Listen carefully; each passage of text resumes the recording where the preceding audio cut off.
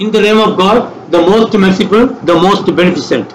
NSMSH Holy Academy lecture, Financial Accounting, and this is chapter 2, and in which we are discussing about conceptual framework. In continuing from part A and part B, we discussed about basic assumptions, and in part B, we discussed about basic principles, and now in part C, we are discussing about modifying principles. And the whole part A, part B, part C is coming under accounting concepts and convention, which are meaning the conceptual framework of accounting. Okay, so based on real assumptions and consistently followed and reflect future predictions. And this is based on syllabus for 11th standard and CA, CME foundation also, and also in intermediate, and it is also available in BBA and BCom syllabus. Accounting principles are basic guidelines that provide standards for scientific accounting practices and procedures, based on which the accounting records and accounting reports are prepared, and in order to ensure uniformity, consistency and understandability. This is our chapter 2, part A, part B. For part C, that we are going to discuss about the modifying principles. In order to maintain uniformity and consistency in books of accounts, certain rules or principles have been evolved, which are generally accepted by the accounting profession. So, the modifying principle, mainly we are going to discuss about the conventions, accounting conventions. What are the modifying principles based on the practice? So, in this part C lecture, that we are going to discuss one by one of all these modifying principles. So, materiality concept, or we can say materiality convention, and then consistency concept, or we can say consistency convention, conservation concept, or we can say convention. We know that concept na or karuthu, accounting சம்பந்தப்பட்ட கணக்கியல் கருத்து, convention na கணக்கியல் மரபு. அப்படிங்கறத நம்ம part A ல நம்ம discuss பண்ணோம். So we can say interchangeably they are using principles னு சொல்வாங்க, சில பேர் concept னு சொல்றாங்க, சில பேர் convention னு சொல்வாங்க. So interchangeably, and also in the books also, in the +1 books, 11th standard books ல வந்து convention இருக்கும். இப்போ நீங்க இதுல CMA இல்ல பாத்தீங்கன்னா கான்செப்ட் இருக்கும். சோ இது இன்டர்சேஞ்சபிளி யூஸ் பண்றதுதான் அக்கவுண்டன்ட்ஸ். சோ நீங்க என்ன பண்றீங்க students, you have to anyway whatever lectures you are learning, you are hearing, but you should do the text study also, your textbook. அதுல உள்ள terms கொஞ்சம் யூஸ் பண்ணுங்க. ஏன்னா you have to satisfy the examiner. So for example, okay, அதாவது அந்த விஷயத்துல வந்து நீங்க வந்து புரிஞ்சுக்கணும். Name any two conventions in accounting practices அப்படினாக்கா நீங்க வந்து கான்செப்ட்லயே புரிஞ்சு வச்சிருந்தீங்கனாக்கா உங்களுக்கு இது ஞாபகத்துக்கு வராது. So you should understand that difference as well as that how you can name it அப்படிங்கறதை நீங்க புரிஞ்சுக்கணும். So timeliness concept and industry practice concept, or we can say industry practice convention. Materiality concept, or we can say convention. This convention proposes that while accounting for various transactions, only those which may have material effect on profitability or financial status of the business should have special consideration for reporting. Enna meaning abdina nama okay, accounting la we take all transaction, we book all transaction based on the money measurement concept, dual aspect status pinpatrom, periodicity concept follow பண்றோம், cost basis cost concept follow பண்றோம், அதெல்லாம் okay. But when we are doing the reporting, the final reports that goes to the end user போகும்போது அந்த end user க்கு significant information தான் தேவைப்படுது. அப்படிங்கும்போது so it is very important that materiality concept வந்து ரொம்ப முக்கியம். இப்போ உதாரணமா நயா பைசா இருக்குது, 35 ரூபா 43 பைசா அப்படிங்கிறது, இந்த மாதிரி டோட்டல் இந்த மாதிரி ரிப்போர்ட் வந்து பார்க்கறது முக்கியமா, இல்ல மில்லியன் கணக்குல இல்ல thousands கணக்குல அந்த ஓனர் அல்லனா இன்ட்ரெஸ்டட் அந்த பார்ட்டி பார்க்கக்கூடியது முக்கியமாங்கிறது நமக்கு தெரியணும். அதனுடைய அடிப்படையில் the report should be summarized briefly. At the same time, all significant information should be there, and we can adopt materiality concept, by which means that we can remove the detailed minute items like paisa தேவையில்லாம எடுத்துடலாம். சொல்ற millions of dollar, millions of rupees கொடுக்கும்போது hundreds வந்து அதில் avoid பண்ணிடுவாங்க. Round of to thousands கொண்டு வந்துருவாங்க, அப்புறம் ரவுண்ட் ஆஃப் டு மில்லியன்ஸ் கொண்டு வருவாங்க. இதெல்லாம் வந்து மெட்டீரியாலிட்டி கான்செப்ட்ல தான், அந்த கன்வென்ஷன்ல தான் நமக்கு கிடைக்குது. Thus, financial statements should disclose all significant important items which might influence the decisions of the users of financial statements, and any item which is not significant and is not relevant to the users need not be disclosed in the financial statement. அதான் irrelevant information இருந்துச்சுன்னா பைசாலாம் தேவையில்லை அப்படி சொல்றவங்களுக்கு அதெல்லாம் போட்டு துல்லியமா காமிக்கணும்னு அவசியம் இல்லை. இப்போ நிதியமைச்சர் பட்ஜெட் அறிவிக்கிறாங்க, இந்த 1ஆம் தேதி அறிவிச்சாங்க. அதில் பார்த்தீங்கன்னா எல்லாமே crores of rupees, எத்தனை கோடி எதற்கு போகுது, அது துல்லியமா புள்ளி வரப்படி எத்தனை ரூபாய் வரைக்கும்ங்கிறத வந்து பார்க்கலாம். அந்த டிஸ்கஷன்ல இருக்காது, அதான் அந்த ரிப்போர்ட்டிங்ல வராது. அது மாதிரி தான். This principle is basically an exception to the full disclosure principle. நம்ம பார்த்தோம் இல்லையா சென்ற பார்ட் பி லெக்சர்ல, ஃபுல் டிஸ்க்ளோசர் எல்லா மெட்டீரியாலிட்டி இன்ஃபர்மேஷன் இருக்கணும் அப்படிங்கிறது. அதில் வந்து எதெல்லாம் தவிர்த்துக்கலாங்கிறதுக்கு இந்த மெட்டீரியாலிட்டி கான்செப்ட் உதாரணம். Materiality convention, this is more a convention than a concept. இது வந்து ஒரு கன்வென்ஷன் தான் அதிகமாக சொல்லணும். But in your books, in the certain books they are writing as concept. But I am sure that இந்த 11th standard book வந்து materiality convention தான் இருக்கும். அதையும் நீங்கள் புரிஞ்சுக்கலாம். சிஎம்ஏ மெட்டீரியல்ல கான்செப்ட் இருக்கும், இதெல்லாம் நீங்கள் தெரிஞ்சுக்கலாம். The objective is to provide guidance for the accountant to prepare the entity's financial statement. இதனுடைய மெயின் ஆப்ஜெக்டிவ் நோக்கம் என்னன்னாக்கா, இந்த ஃபைனான்சியல் ரிப்போர்ட் ஃபில்ம் பண்ணும்போது எந்த அளவுக்கு சுருக்கமாக இருக்கணும், பைசாவெல்லாம் மென்ஷன் பண்ணுமா வேண்டியா அப்படிங்கிறதுக்காக உள்ளதுதான் இது. Materiality depends on the amount involved in the transaction, size of the business, nature of information, requirements of the person making decision, etc. ஏன்னா எந்த பிஸ்னஸ்ல ஒரு பட்டிக்கடையினுடைய கணக்கு வழக்கில் வேணா ஒரு குறிப்பிட்ட ருபீஸ் வரைக்கும் மைன்யூட் லெவலில் இருக்கலாம். அதே ஒரு பார்ட்னர்ஷிப்பாக கொஞ்சம் ஹண்ட்ரட்ஸ் கூட குறைச்சிக்கிட்டு இருக்க முடியும் பெரிய பிஸ்னஸாக இருந்தால். சில இதில் தௌசண்ட்ஸ் ஆஃப் ருபீஸில் மட்டும் மென்ஷன் பண்ணால் போதும், ரவுண்டிங் ஆஃப் டு தௌசண்ட்ஸ் அப்படி வரிசையாக போகும். ஸோ இதெல்லாம் வந்து based on the size of the business, இல்லைன்னா அந்த நேச்சர் ஆஃப் என்ன மாதிரி இன்ஃபர்மேஷன் அவங்க கேட்குறாங்க அப்படிங்கிற தகவல், அந்த தகவலுடைய இயல்பு என்ன அப்படிங்கிறத பொறுத்து அந்த மெட்டீரியாலிட்டி அப்ளை ஆகும் அப்படிங்கிறது தான் முக்கியம். Some transactions are by nature material irrespective of the amount involved. இதில் ஒரு முக்கியமாக நம்ம புரிஞ்சுக்க பெரிய பெரிய கம்பெனிஸ் அக்கௌண்ட்ல தௌசண்ட்ஸ் இல்லைன்னா மில்லியன்ஸ்ல தான் அவங்க மென்ஷன் பண்ணியிருந்தா கூட சில இன்ஃபர்மேஷன் வந்து அவங்களுடைய ரிப்போர்ட்ல கண்டிப்பாக இருந்தாகணும். உதாரணமாக audit fees, loan to directors, அது வந்து சும்மா தௌசண்ட்ஸ்ல இருந்தால் கூட அது வந்து ரிப்போர்ட்ல கண்டிப்பாக இருக்கணும்.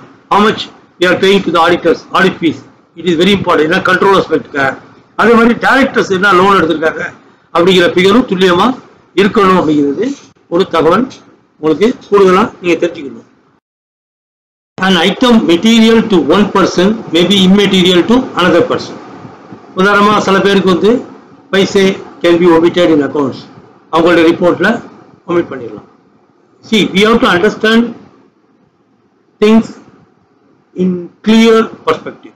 ஏன்னா டிரான்சாக்ஷன் ரெக்கார்ட் பண்ணும்போது, ஜர்னல் என்ட்ரி போடும்போது, it is based on the source document. If the source document says whatever the precision, நம்ம அந்த அடிப்படையில் நம்ம டிரான்சாக்ஷனை போஸ்ட் பண்ணிடுவோம்.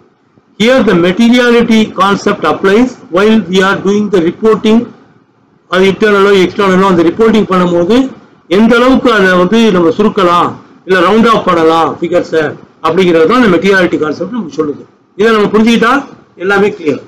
What this convention claims is to attach importance to material details and insignificant details should be ignored. தேவையில்லை பைசா தேவையில்லைன்னு சொன்னா okay, hundreds தேவையில்லை எல்லாம் தௌசண்ட்ஸ்ல சொல்லு, தௌசண்ட் தேவையில்லை எல்லாம் மில்லியன்ஸ்ல சொல்லு, லேக்ஸ்ல சொல்லு, இல்லைன்னா மில்லியன்ஸ்ல சொல்லு அப்படின்னு சொல்லும் போது அதுக்கு தகுந்த மாதிரி ரிப்போர்ட்ல அந்த சுருக்கம் எழுதிக்கிட்டே இருக்கும். ரவுண்ட் ஆஃப் நடந்துக்கிட்டே இருக்கும். That is the materiality concept. The concept of materiality is subjective and an accountant will have to decide on merit of each case. Case by case, எந்த ரிப்போர்ட்டுக்கு யாருக்கு அந்த ரிப்போர்ட் போகுதுங்கிறத பொறுத்து he has to decide. Generally, the effect is said to be material if the knowledge of an event would influence the decision of an informed stakeholder. இப்போ ஒரு ஸ்டேக்ஹோல்டர் ரிப்போர்ட்டை பயன்படுத்துகிற ஒரு user, அவருக்கு நம்ம ரிப்போர்ட் அனுப்புகிறோம், அவர் அதை வச்சு டிசைட் பண்ண போறாரு. அப்படிங்கும்போது எந்த அளவுக்கு டீட்டெயிலாக அந்த இன்ஃபர்மேஷன் இருக்கணுமோ அந்த அளவுக்கு நம்ம வந்து டீட்டெயில் இருக்கணும். இல்லை நமக்கு மேலோட்டமாக உள்ள அமௌண்ட் மட்டும் தான் தேவை, மில்லியன்ஸில் தான் தேவை அப்படின்னா that is enough for him to decide. ஒரு கம்பேரிட்டிவா அப்படிங்கும்போது so it has to be that much only. அதுதான் நம்ம புரிஞ்சுக்கணும். கன்சிஸ்டன்சி கான்செப்ட், இது ஒரு convention. Consistency convention also you can say. ஒரு நிலையா இருக்கக்கூடிய ஒரு இது, சும்மா மாறிக்கிட்டு இருக்காம ஒரு சீரா ஒரே இதா இருக்குது. The consistency convention implies that the accounting policies must be followed consistently from one accounting period to another. ஒரு பீரியட்ல இருந்து இன்னொரு பீரியடுக்கு கன்சிஸ்டன்ட்டா இருக்கணும். சோ அத பத்தி நம்ம விவரங்களை பார்ப்போம். This concept advocates that once an organization decides to adopt a particular method of revenue or expense recognition in line with the other concept, the same should be consistently applied year after year unless there is a valid reason for change in the method. ஏதாவது ஒரு policy, ஒரு டெப்ரிசியேஷன்லயோ இல்ல revenue ரெகக்னிஷன்லயோ ஒரு மெத்தடை நீங்க follow பண்ணோம்னா அது வந்து இயர் ஆஃப்டர் இயர் அதே தான் இருக்கணும். unless if there is any valid reason to change it. என்னென்ன வேலிட் ரீசன் இருக்குன்றத நம்ம பிற்பாடு பார்க்க போறோம். கன்சிஸ்டன்சி கன்வென்ஷன்ல அதனுடைய ஆப்ஜெக்ட் என்னன்னு பார்ப்போம். The results of different years will be comparable only when same accounting policies are followed from year to year. அது ஒரு முக்கியமான ஒரு ஆப்ஜெக்டிவ். அப்பதான் நம்ம கம்பேர் பண்ண முடியும். ஏன்னா ஒரு சீரா ஒவ்வொரு வருஷமும் மாத்தி இருந்துச்சுன்னா அது வந்து ஒரு சீரா இருக்காது, ஃபிகர் வந்து கம்பேரபிளா இருக்காது. The insistence of this concept would result in avoidance of window dressing the results by choosing the accounting method by convenience and thereby either inflating or understating net income. என்ன அர்த்தம்? இந்த மாதிரி ஒரு கான்செப்ட் மட்டும் இல்லாம இருந்தா என்ன நடக்கும்? இப்போ வந்து உதாரணமா விண்டோ ட்ரெஸ்ஸிங்னா என்னன்னா, அக்கௌண்டிங்ல வந்து இதை வந்து ஒரு வணிகத்துறையில மார்க்கெட்டிங்ல பாத்தீங்கன்னாக்கா நீங்க ஷாப்பிங் போகும்போது பார்க்கலாம், பெரிய டெக்ஸ்டைல் ஷாப்லாம் போகும்போது பாத்தீங்கன்னா அப்படி சின்ன ஜன்னல்ல அழகான பெண்கள் அப்படி ட்ரெஸ்ஸை உடுத்திருக்க மாதிரி பொம்மைகளை அலங்கரிச்சு வச்சிருப்பாங்க. புதுசா துணி அப்படியே பல வளர்த்துக்கிட்டு இருக்கும். ஆனா அந்த துணியை வாங்கி நீங்க பயன்படுத்தும் போது தான் தெரியும் அது எவ்வளவு மோசமான துணியா இருக்கு அப்படிங்கிறது. அந்த மாதிரியும் சில இது இருக்கும். உண்மையா அந்த நீங்க விண்டோல பார்க்கக்கூடிய அந்த துணியினுடைய பளபளப்போ பட்டுத்தன்மையோ வந்து நிச்சயமா அப்படி இருக்கும் அப்படிங்கிறது இல்லை. அது ஒரு மாதிரி பண்றது. அதை வந்து ஓமையா சொல்றதுதான் இந்த விண்டோ ட்ரெஸ்ஸிங். அதாவது ரிப்போர்ட்டிங்ல, பைனான்சியல் ரிப்போர்ட்டிங்ல ஒரு கன்சிஸ்டன்சி மெயின்டைன் பண்ணாம வருஷம் அப்படி சின்ன மாற்றங்களை செஞ்சு அலங்கரிக்கிறது. அதைத்தான் வந்து விண்டோ ட்ரெஸ்ஸிங் சொல்றது. And it will be like inflating or understanding net income. அந்த இன்கம் இருக்கு இல்லையா, இன்கம் வந்து இப்படி கூட காமிக்கிறது, இல்லைன்னா குறைச்சி காமிச்சு இன்கம் டாக்ஸுக்கு குறைச்சி காமிக்கிறது, இன்கம் கூட காமிச்சு கம்பெனியை விற்கிறதுக்காக இன்ஃப்ளேட் பண்ணி காமிக்கிறது. இப்படிலாம் நிறைய முறைகளுக்கு இந்த கன்சிஸ்டன்சி மெயின்டைன் பண்ணாம இருக்கும்போது வரும். உதாரணமா டெப்ரிசியேஷன் மெத்தடை வந்து சேஞ்ச் பண்ணி காமிக்கிறது, சேஞ்ச் பண்ணி அதனுடைய எஃபெக்ட் வந்து இன்கம்ல கொண்டு வந்து காமிக்கிறது. இதெல்லாம் தான் this is what it's saying that the insistence of this concept would result in avoidance of window dressing, the result by choosing the accounting method by convenience and thereby either inflating or understating net income. இதை நம்ம ஒரு உதாரணமா பார்ப்போம். Example, an asset of 10 lakhs is purchased by a business. It is estimated to have useful life of 5 years. It will follow that the asset will be depreciated over a period of 5 years at the rate of 2 lakhs every year. ஏன்னா 10 லட்சம் 5 வருஷத்துக்கு பயன்படுத்தி useful life போட்டிருக்கோம். அப்போ வருஷம் 2 lakhs depreciate பண்ணி கழிச்சுக்கலாம். The estimate of useful life and the rate of depreciation cannot be changed. இதை பண்ணிட்டோம்னா வருஷம் 2 lakhs நம்ம அழகா depreciate பண்ணிட்டே வருவோம் from one period to the other period without any valid reason. அப்படின்னா என்ன அர்த்தம்?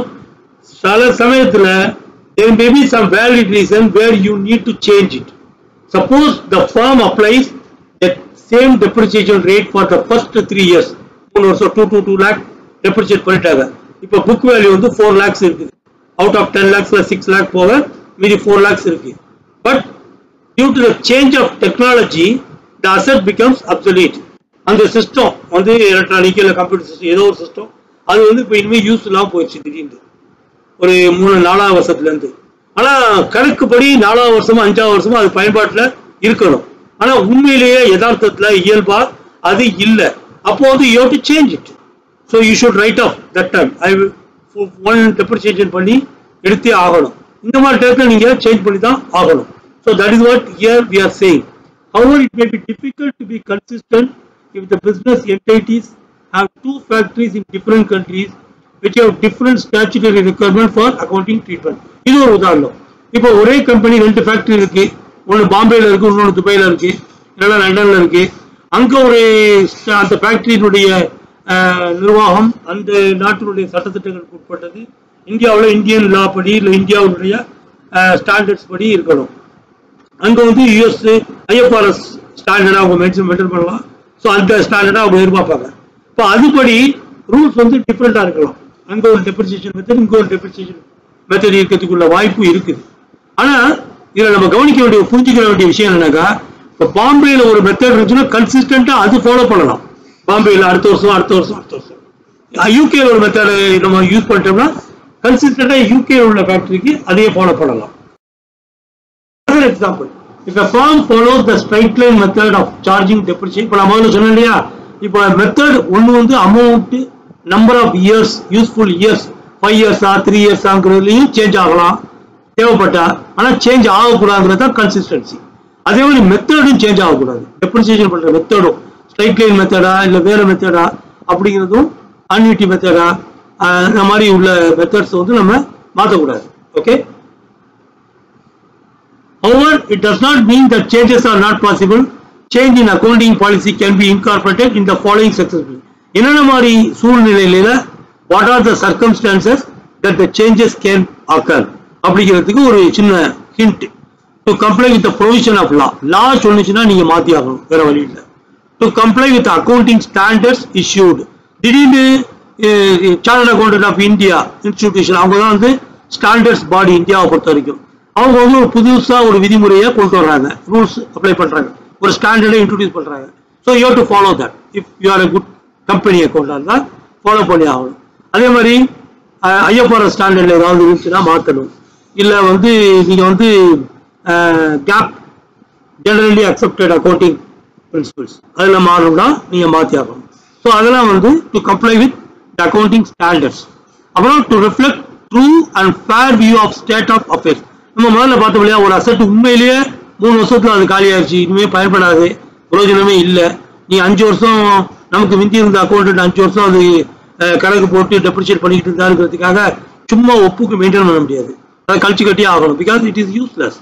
ஸோ அந்த மாதிரி fair view of state of affairs of the business அதுவும் வந்து இந்த 3 கண்டிஷன்ல மாற்றலாம் அப்படிங்கிறது நம்ம கன்சிஸ்டன்சி கான்செப்ட்ல தெரிஞ்சுக்கக்கூடிய exceptions.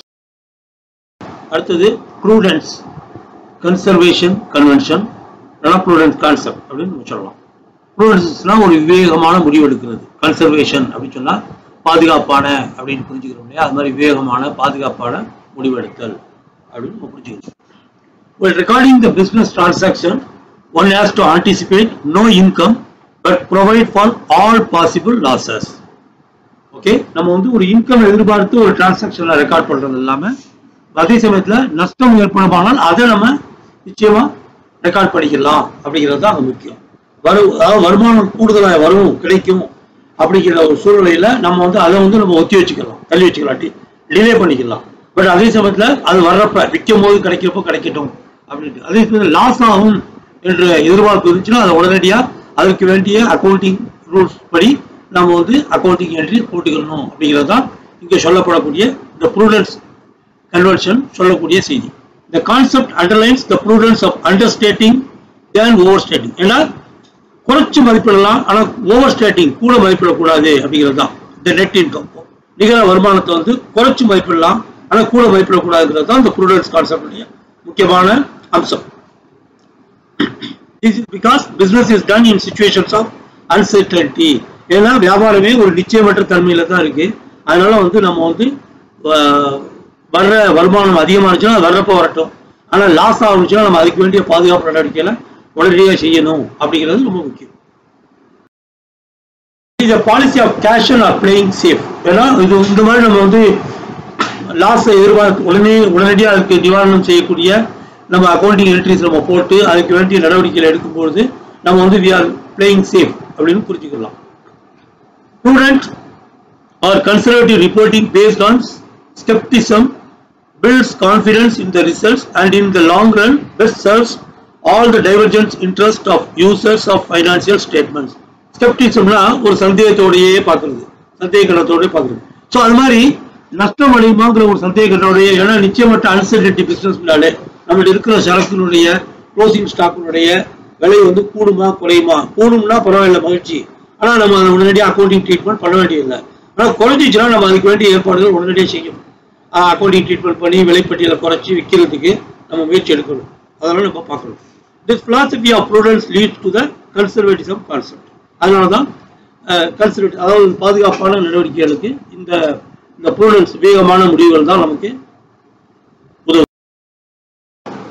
So for years this concept was meant to anticipate no profit but recognize all losses. அதான் முக்கியம். ப்ராஃபிட் எதிர்பார்க்காத லாஸஸ் தான் எதிர்பாரு, உடனே அதை அங்கீகரிச்சு அதை வந்து ப்ரொவைட் பண்ணி என்ன பண்ணணும்னு நினைச்சுக்க அப்படிங்கிறது.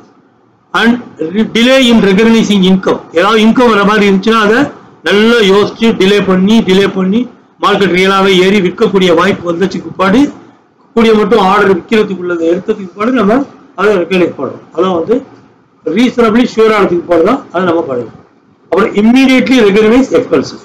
எக்ஸ்பென்ஸை பொறுத்த வரைக்கும் இம்மீடியட்டா நம்ம ரெகனைஸ் பண்ணி அசீவ் பண்ணிக்கணும். அதான் okay. This concept is applied especially to closing stock. நம்ம இப்போ இது ஒரு முக்கியமான உதாரணம். இப்போ பிசினஸ்ல நம்ம வந்து க்ளோசிங் ஸ்டாக் இருக்கு, அதுக்கு எப்படி வேல்யூவேஷன் போடுறது, க்ளோசிங் ஸ்டாக் எப்படி வேல்யூ போடுறது அப்படின்னா நம்ம வந்து லாஸ்ட் பர்ச்சேஸ் பிரைஸ் என்னான்னு எடுக்கணும். அந்த ஸ்டாக்கினுடைய லாஸ்டா பர்ச்சேஸ் பண்ண வேல்யூ என்னன்னு பார்க்கணும். இப்போ லாஸ்டா பர்ச்சேஸ் பண்ண வேல்யூ வந்து ஒரு 10 மூட்டை நமக்கு க்ளோசிங் ஸ்டாக் இருக்கு, ஒரு மூட்டை 100 ரூபா 1000 ரூபாய்க்கு வாங்கியிருப்போம், அதான் பர்ச்சேஸ் பண்ணியிருப்போம். அப்போ 1000 ரூபாங்கிறது 10 மூட்டை 10,000 ரூபா அப்படிங்கிறது க்ளோசிங் ஸ்டாக்கினுடைய பர்ச்சேசிங் வேல்யூ. ஓகே. அதே சமயத்துல அந்நிய தேதியில மார்க்கெட்ல ஒரு மூட்டை வந்து 900 தான் போகுது, 1000 ரூபாய்க்கு போக மாட்டேங்குது, 900க்கு தான் விற்க முடியுது. இல்லைன்னா நம்மள்ட்ட இருந்து வாங்கக்கூடிய ஒரு பையர் வந்து இன்னொரு ரீட்டைலர் வந்து 900 தான் வாங்குறதுக்கு ரெடியா இருக்காரு அப்படின்னு சொன்னா அதுதான் மார்க்கெட் வேல்யூ. அந்த 900 பார்த்தோம்னா 9000 தான் அந்த வேல்யூ 10 மூட்டைக்கும். இப்ப 10,000 மென்ஷன் பண்ற க்ளோசிங் ஸ்டாக் வேல்யூ இல்ல 9,000 மென்ஷன் பண்றதான்னு பார்த்தா எது லோயரா இருக்கோ அதை தான் நம்ம மென்ஷன் பண்ணுவோம். That is why this is the prudence conservative convention அப்படிங்கிறத நம்ம பார்க்கலாம். For example, the closing stock in the factory is valued at 35,000 at cost price and 25,000 at its realizable price. realizable priceனா வித்தா கிடைக்கக்கூடிய காசு இருக்கு இல்லையா, அதான் ரியலைஸ் பண்றது, அதை சேல் பண்ணி கிடைக்கக்கூடிய காசு, அதான் ரியலைசபிள் பிரைஸ். இந்த ரெண்டையும் கம்பேர் பண்ணும்போது நம்ம 25,000 தான் க்ளோசிங் ஸ்டாக்கா இந்த உதாரணம் படி நம்ம வச்சுக்கணும். 35,000 வச்சுக்க கூடாது, whichever is the lowest. Okay, அதை நம்ம பார்க்கணும். அதே சமயத்தில் ரியலைசபிள் பிரைஸ் வந்து 45,000 இருந்தா அவர் closing stock value will be 35,000. ஏன்னா delay in recognizing income, we have to delay. But if there is a loss or expenses, we have to immediately recognize. அதாங்க நம்ம பார்க்கணும். But while recording in the books of the value of 25,000 will be considered being the lower of the two. Due to conservatism concept, closing stock is valued at cost or market price, whichever is lower. நம்ம உதாரணம் பார்த்த மாதிரி, so cost நம்ம புக்ல உள்ள cost பார்க்கணுமா இல்ல market பிரைஸை பார்க்கணுமா, ரெண்டுல எது whichever is lower, we have to take it. According to realization concept, any increase in value is not to be accounted unless it has materialized. ஏன்னா நம்ம ரியலைசேஷன் கான்செப்ட் பார்த்தோம்னா ரெவென்யூ ரியலைசேஷன் கான்செப்ட், அதுபடி கூட unless until it is materialized we should not record it. The conservatism convention puts further restriction on it. அது மட்டும் இல்லாம இந்த conservatism convention வந்து இன்னும் ரெஸ்ட்ரிக்ஷனை கூடுதலா கொடுக்குது. Any unrealized gain is not to be anticipated but provision can be made against all possible losses. இதுதான் முக்கியமா நம்ம சொல்றது. Profit for the year are understated due to prudent conservation. இதை நம்ம புரிஞ்சுக்கணும். The effect என்ன இருக்குன்னா இந்த கன்சர்வேட்டிவ் கன்வென்ஷன்னால நம்ம இயர்லி ப்ராஃபிட் பார்த்தோம்னா அது வந்து ஒரு அண்டர் வேல்யூ பண்ணப்பட்ட ஒரு அண்டர்ஸ்டேட்டட் அமௌண்ட் தான் இருக்கும். அது நல்லது. ஏன்னா அந்த லாபம் வர்றப்ப வரட்டும் அப்படிங்கிறதுனால. ஏன்னா அந்த அண்டர்ஸ்டேட்டட் ப்ராஃபிட்டா இருந்தா கூட அந்த ரியலா வந்து ஓவர் ஸ்டேட்டட் அந்த நிகர அந்த வருமானம் கிடைக்க வேண்டியது வந்து வேற எங்கேயும் வெளியில ஓடி போயிடாது. அடுத்த வருஷத்தினுடைய ப்ராஃபிட் அண்ட் லாஸ் ஸ்டேட்மெண்ட் அது அது எஃபெக்ட் ஆகும். அது விலைவாசி கூடி இருந்துச்சுன்னா மறுபடியும் விற்கும் போது அது வந்து க்ளோசிங் ஸ்டாக்குடைய வேல்யூ கூட நமக்கு ரெமுனரேஷனா அது ரெவன்யூவா வந்து நமக்கு அந்த லாபம் கிடைக்க தான் போகுது. நம்ம பேக்கெட்டை விட்டு ஓடி போயிடாது. நம்ம புக்ஸ்ல இருக்கும். But it will be stated and it will be understated. அதுதான் முக்கியமா நம்ம புரிஞ்சுக்க வேண்டிய விஷயம்.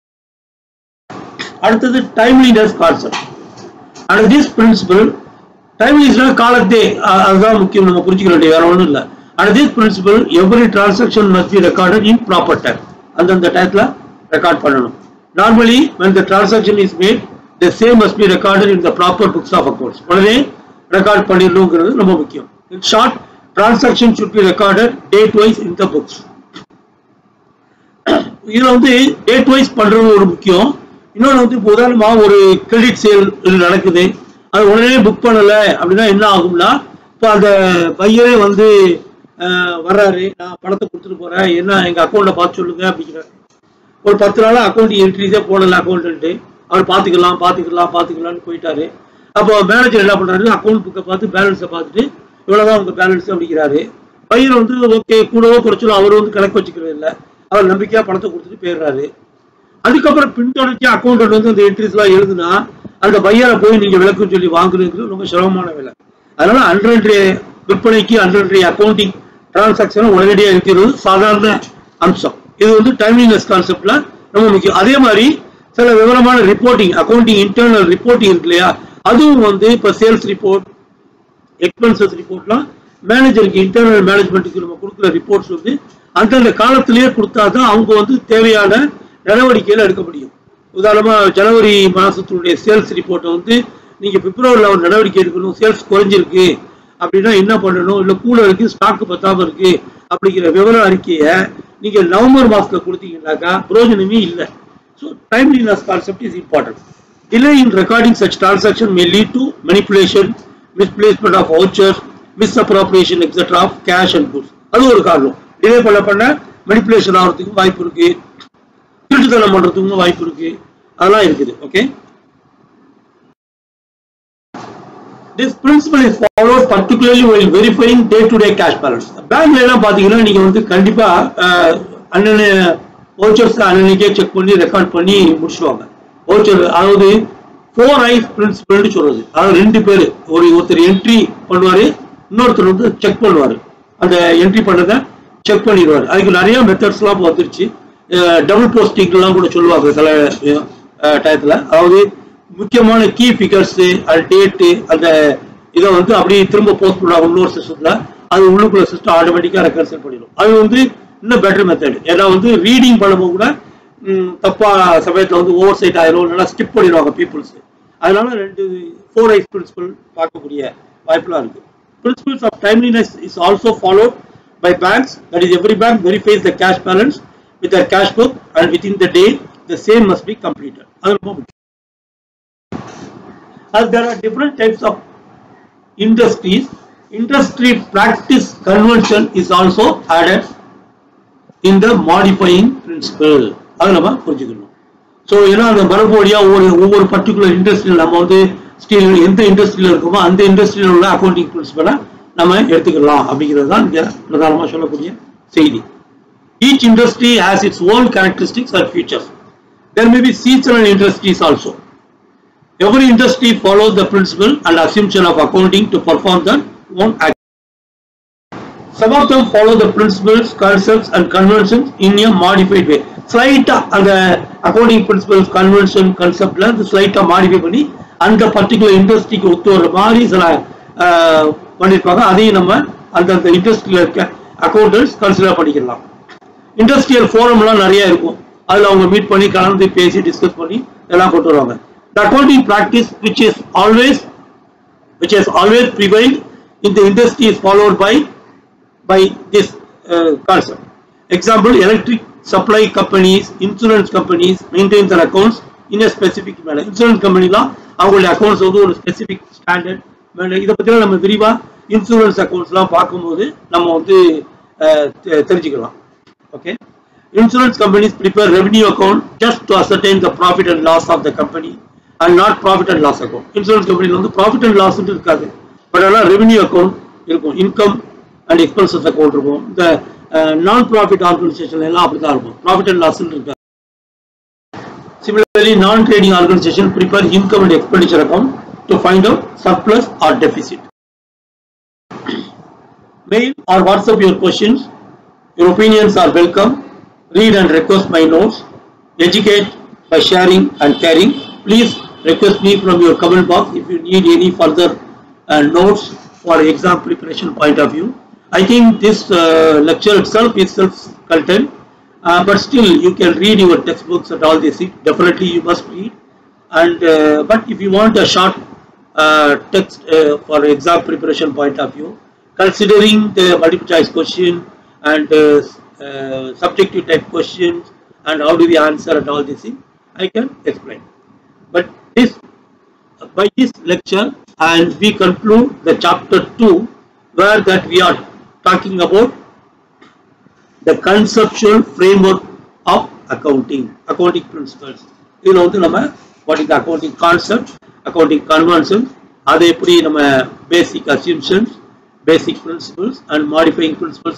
மூணு கேட்டகரியில பிரிச்சு பார்த்தோம். கேப்ல என்ன, ஐஎஃப்ஆர்எஸ்ல என்ன அப்படிங்கறதெல்லாம் நம்ம பார்த்தோம். இதெல்லாம் நீங்க நினைவுல வச்சுட்டு பார்க்க முடியும். அப்புறம் from the examination point of view, what students has to prepare, how do we understand அப்படின்னா, நீங்க ஒவ்வொரு கான்செப்ட்டுக்கும் மெயின் கீ பாயிண்ட் கீவேர்ட் ஒரு one of the first sentence எப்படி அப்படிங்கிற ஷார்ட்டா நீங்க நோட்ஸ்ல புரிஞ்சுக்கிட்டாலே, and then what is the objective அப்படிங்கிறது நான் என்னுடைய லெக்சர்ல கொடுத்துருப்பேன், அதை தெரிஞ்சுக்கோங்க. அடுத்தது what is the use of that, இல்லைன்னா ஆப்ஜெக்டிவ்னு தெரிஞ்சுக்கிட்டாலும் சரி, இல்லை what is the use of that concept, where it is using, journalise பண்ணும்போது யூஸ் ஆகுதா, லெட்ஜரிங் பண்ணும்போது யூஸ் ஆகுதா, இல்லை ட்ரையல் பேலன்ஸ் பார்க்கும்போது யூஸ் ஆகுதா, டூயல் எஸ்பெக்ட் கான்செப்ட்லாம், இல்லை ஃபைனான்சியல் ரிப்போர்ட்டிங் பண்ணும்போது யூஸ் ஆகுதா, ரியலைசேஷன் கான்செப்ட், இந்த மாதிரி இதெல்லாம் எப்பப்போ யூஸ் ஆகுது அப்படிங்கிறத முந்தியே நீங்கள் ரூம் போட்டு யோசிச்சு எழுதி வச்சுக்கோங்க. அது உங்களோட மைண்டில் ஒரு புல்லட் பாயிண்ட் போட்டு குறிப்பு மாதிரி நினைவுலாம் வச்சுக்கோங்க. ஸோ எக்ஸாம் ஹாலில் பார்த்துட்டு நீங்கள் எழுத ஒரு தெல் பி சப்ஜெக்டிவ் டைப் கொஸ்டின், ஏதாவது ஒரு மேட்சிங் கான்செப்டை கொடுத்து எக்ஸ்பிளைன் தட் இன் டீட்டெயில் அப்படின்னு சொன்னாலும் சரி, எக்ஸ்பிளைன் வித் எக்ஸாம்பிள்ஸ் கேட்டாலும் சரி, நீங்கள் ஒரு 5 மார்க்கு 4 மார்க்கு இல்லை 8 மார்க் கிடைச்சின்னா அதுக்கு தகுந்த மாதிரி நீங்கள் எழுதணும். எந்தெந்த இடத்துல யூஸ் ஆகுது ஒரு எக்ஸாம்பிள் போட்டு எழுதணும். அங்கே உட்காந்து நீங்கள் எக்ஸாம்பிளாக எழுதக்கூடாது. நம்ம எழுதுகிற எக்ஸாம்பிள் வந்து தப்பாக போயிடுச்சுலாம் அப்படிங்கிறதெல்லாம் வந்து உங்களுக்கு அந்த குழப்பம்லாம் வரக்கூடாது. அதனால் நீங்கள் படிக்கும் போதே நீங்கள் என்ன பண்ணணும், இந்த ஒரு உங்களுடைய ஸ்டடி நோட்ஸை படிச்சுட்டு இந்த லெக்சர்ஸை கேட்டுட்டு குரூப் டிஸ்கஷன் பண்ணிட்டு நீங்கள் வந்து ஒரு குரூப்பாக உட்காந்து நோட்ஸ்லாம் ப்ரிப்பேர் பண்ணி வச்சுக்கோங்க. And even you can do it like N assignment. And அது வந்து உங்களுக்கு எக்ஸாம் ஹாலில் ரொம்பவே ஹெல்ப் பண்ணும். And my email address is there, my website is there, so you can practice all multiple choice questions also. But for that you need to have a user ID and password which will give you your efficiency in responding the questions. ஏன்னா அது என்ன டைத்தில் எவ்வளோ second நீங்கள் எடுத்திருக்கீங்க, எத்தனை question கரெக்டாக இருக்குது, எத்தனை கொஸ்டின் ராங்காக இருக்குலாம் சொல்கிறதுக்கு என்னுடைய சிஸ்டத்தில் நான் ப்ரொவைட் பண்ணியிருக்கேன்.